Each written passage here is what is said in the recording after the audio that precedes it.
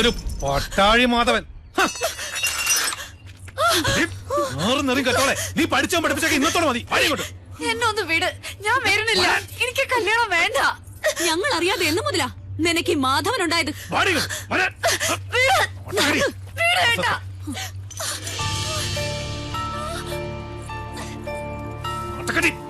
ഒരു ആരാധനാമൂർത്തി.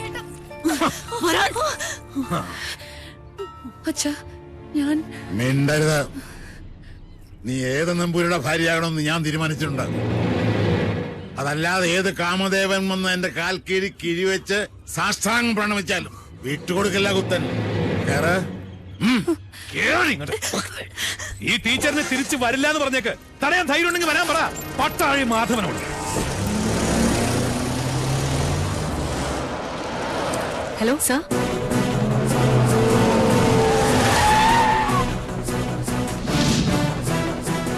ഇയാളാണോ മാധവൻ? അല്ലച്ചാ, ഇത് കുഞ്ഞുണ്ണിയാ.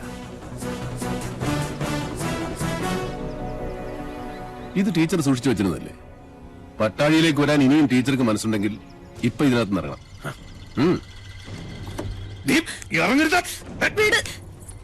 ധൈര്യമായിട്ട് വന്ന് കയറ്. കുഞ്ഞുണ്ണി കൊണ്ടുപോകും ടീച്ചറെ. ഒരുത്തരും നമ്മളെ തടയില്ല. നീ ഇവിടെ കൊണ്ടുപോകുന്ന കാണട്ടെ. ഈ കൂത്ത് നിന്റെ അമ്മയുടെ കൂത്തമ്പലത്തിൽ വെച്ചാൽ മതിടാ മണിയൻകൊട്ട പോത്തെ. അവനവന്റെ പ്രായത്തിനും ആരോഗ്യത്തിനും ചേരുന്ന അലർച്ച മതി. ഇനി അലറിയാൽ മൂത്ത് നരച്ചെന്നൊന്നും ഞാൻ നോക്കൂല. ആട്ടിച്ച് മടക്കി പോത്തുണ്ടി ഡാമിൽ എറിയും. വാസോ, അടിച്ച് കൊല്ലടാ രണ്ടരയും. എന്താടാ?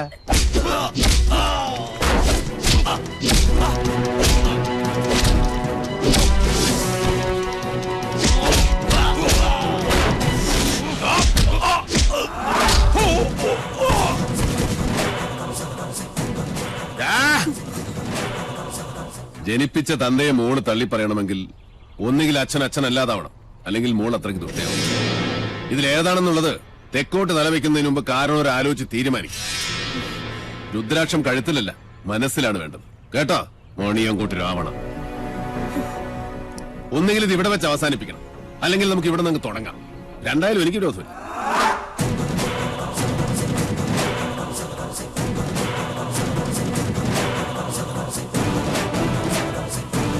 അയ്യോ,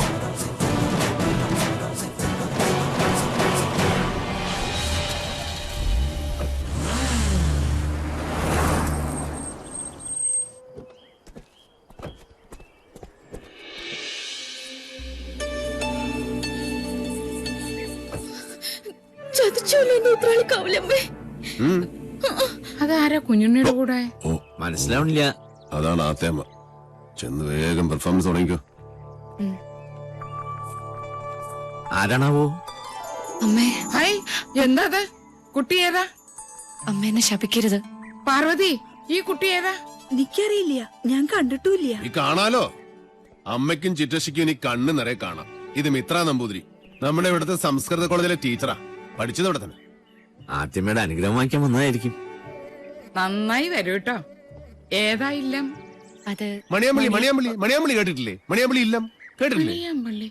ഇല്ല. ഇപ്പൊ കേട്ടല്ലോ. ഇനി മനസ്സ് തുറന്നങ്ങോട്ട് അനുഗ്രഹിക്കുക.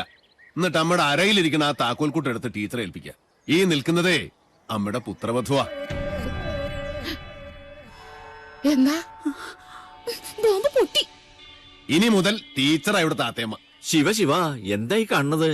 എടാ, എന്ത് തോന്നിയാസം കേട്ടാന്നായോ നിനക്ക്? കിരാവൻ ഇല്ലത്തിന്റെ അന്തസ് കെടുത്തിയില്ലോ നീ. ഞാൻ കിരാതനും കാട്ടാളിനും ഒക്കെയാ, സമ്മതിച്ചു. പക്ഷേ ഇതെന്റെ വധുവല്ല. പിന്നെ ഇത് അമ്മയുടെ മൂത്ത മകന്റെ വേളിയാ. പ്രൊഫസർ പട്ടാഴി മാധവൻ നമ്പൂതിരിയുടെ സഹധർമ്മിണി.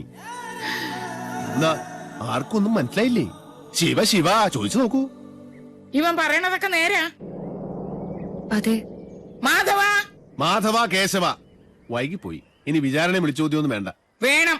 അവന്റെ മനസ്സറിയണോ എനിക്ക്? അറിഞ്ഞു.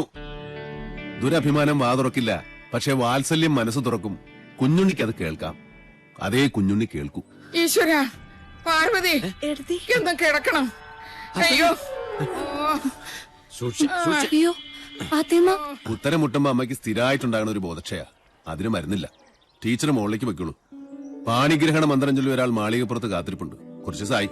പിന്നെ ഈ സ്നേഹം എന്ന് പറയുന്നത് ഒരു അനുഭൂതിയാ, തരുന്നയാൾക്കും കിട്ടുന്നയാൾക്കും.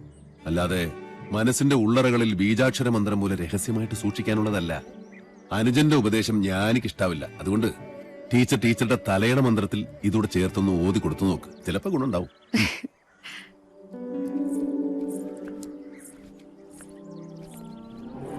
നളി, പൊയ്ക്കോ.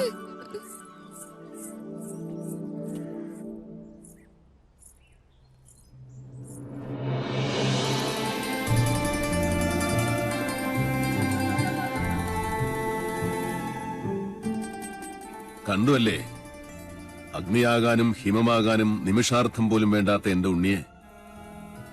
പട്ടാഴിയിൽ ഒരു സ്നേഹപ്പാലാഴിയുണ്ടെന്ന് പറഞ്ഞപ്പോ താൻ വിചാരിച്ചു കാണില്ല അതിത്രയും ചൂടുള്ളൊരു ചെങ്കടലായിരിക്കുമെന്ന്, അല്ലേ? മുൻഷുണ്ടി ലേശം കൂടും, അത്രേ ഉള്ളൂ. ഇങ്ങനൊരു അനിയനെ കിട്ടാൻ ഈ ഏട്ടൻ സുഹൃതം ചെയ്യണം. അനിയനോ? ജനനം കൊണ്ട് ഞാൻ മൂത്തതാണെന്നേ ഉള്ളൂ, കർമ്മം കൊണ്ട് അവനാ ഏട്ടൻ. പട്ടാഴിൽ എന്തിനും ഏതിനും കുഞ്ഞുണ്ണിയാ കേമൻ. അതെനിക്കിന്ന് മനസ്സിലായി. ഇത്രയും നാള് വിളിച്ച ദൈവങ്ങളോടല്ല, ഉണ്ണിയോടാ ഞാൻ നന്ദി പറയണ്ട്. എന്താ ഇത്? ഗുരുവായൂരപ്പന്റെ ശ്രീകോവിലിനുള്ളിൽ വെച്ച് 41 ദിവസം പൂജിച്ചെടുത്ത പട്ടുതാലിയ. ഇനി ഇതിനൊരു അവകാശം ഉണ്ടല്ലോ.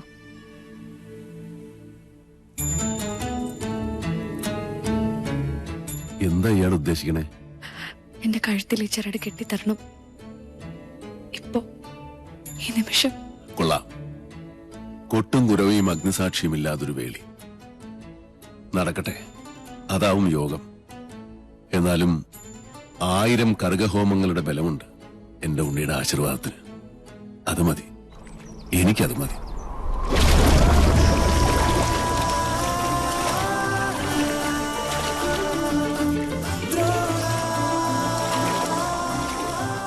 ചെമ്പറയിലേക്ക് പോവാൻ തന്നെ തീരുമാനിച്ചോ? ഈ യാത്ര ഞാനായിട്ടല്ല, ഈശ്വരൻ നിശ്ചയിച്ചതാണ്. മാധവൻ പോയിരിക്കും. പടനിലത്തിന്റെ എതിർവശത്ത് നിന്റെ അച്ഛനും സഹോദരങ്ങളുമാണ്. നിനക്ക് കരയാം, ചെമ്പ്ര ഇനി ശ്മശാന ഭൂമിയാകാൻ അധികം കാലമില്ല. ഒരു താത്രിക്കും രക്ഷിക്കാൻ കഴിയില്ല ചെമ്പ്രയെ.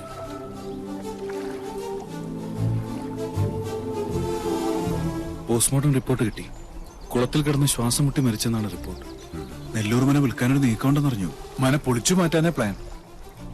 ഒരു ഗ്രഹം ഭൂമിക്ക് മുകളിൽ നിൽക്കണോ വേണ്ടോ എന്ന് തീരുമാനിക്കുന്നത് മനുഷ്യനല്ല, അതിന്റെ കണക്കും ഈശ്വരന്റെ കയ്യിലാണ്.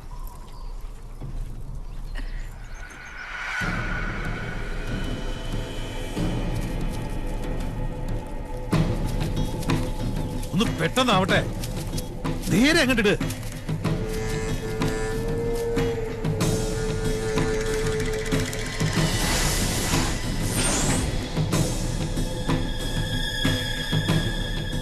ആ പടവ് വരെ അങ്ങോട്ടിട്ട്.